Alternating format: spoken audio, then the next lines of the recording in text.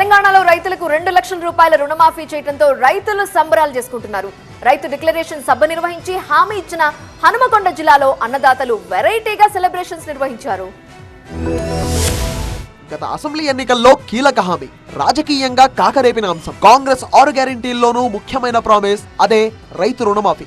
తెలంగాణ రాజకీయాల్లో 2 లక్షల రూపాయల రుణమాఫీ గ్యారెంటీ హిట్ పుట్టించింది. రుణమాఫీ ప్రకటనపై ఎన్నో అనుమానాలు. 2 లక్షల రూపాయల రుణమాఫీ ఎలా చేస్తారో, అప్పుల ప్రచారం నేపథ్యంలో నిధులు ఎక్కడి నుంచి తెస్తారో అనే ప్రశ్నలు పెద్ద ఎత్తున తెరపైకి వచ్చాయి.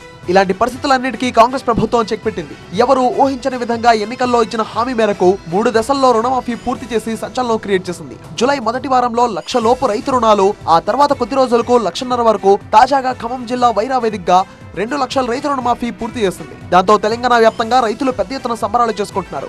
ఈ క్రమంలోనే 3వ విడతలో 2 లక్షల రూపాయల రైతు రుణమాఫీకి నిధులు విడుదల కావడంతో ఉమ్మడి వరంగల్ జిల్లా రైతులు వినూత్న రీతిలో వేడుకలు నిర్వహించారు. రుణ విముక్తి కలిగిన రైతులు ఆనందంతో గొంతులేశారు. ఎన్నికల్లో ఇచ్చిన హామీ నెరవేర్చడంతో రేవంత్ రెడ్డికి, రాహుల్ గాంధీకి వినూత్నంగా కృతజ్ఞతలు తెలియజేశారు. రేవంత్ రెడ్డి గారి నాయకత్వం,